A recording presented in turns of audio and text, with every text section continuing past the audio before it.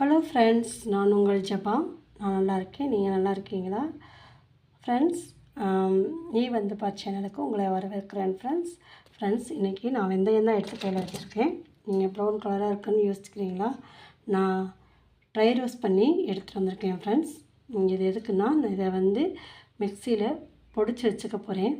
இது வந்து நம்மளுடைய புளிக்குழம்பு, நம்ம புளியோதரை, லெமன் சாதம், இந்த மாதிரி நம்ம எதுக்கெல்லாம் குழம்புக்கெல்லாம் நம்ம தேவைப்படுதோ அதுக்கெல்லாம் வந்து நம்ம தேவையான அளவு நம்ம வெந்தயப்பொடி சேர்த்துட்டோம்னா நம்மளுக்கு அது நல்லா வாசனையாகவும் இருக்கும், நல்லாவும் இருக்கும் ஃப்ரெண்ட்ஸ்.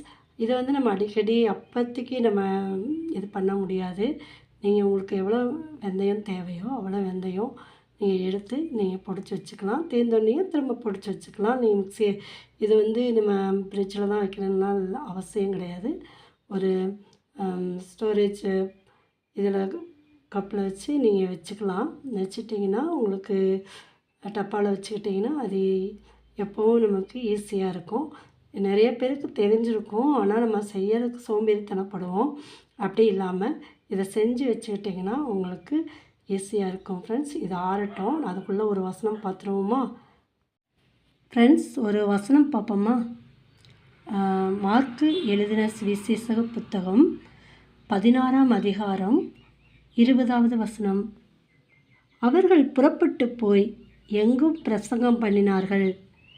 கர்த்தர் அவர்களோடு கூட கிரியையை நடப்பித்து அவர்களால் நடந்த அடையாளங்களினாலே வசனத்தை உறுதிப்படுத்தினார். ஆமேன். பொடிச்சிட்டு வந்திருக்கேன். இந்த மாதிரி நீங்கள் பொடிச்சு வச்சுக்கோங்க. பொடிச்சு வச்சுட்டு நான் குழம்புங்களுக்கு யூஸ் பண்ணிக்கலாம். உங்களுக்கு தேவையான ஊறுகாய் இதுக்கெல்லாம் யூஸ் பண்ணிக்கலாம் ஃப்ரெண்ட்ஸ். நீங்களும் செஞ்சு பார்த்துட்டு எப்படி இருக்குதுன்னு சொல்லி, உங்களுக்கு எவ்வளோ ஈஸியாக இருந்துச்சுன்னு சொல்லி எனக்கு கமெண்டில் தெரிவிங்க ஃப்ரெண்ட்ஸ். இந்த ஆலோசனை உங்களுக்கு பிடிச்சிருந்துச்சுன்னா லைக் பண்ணுங்கள், ஷேர் பண்ணுங்கள் ஃப்ரெண்ட்ஸ்.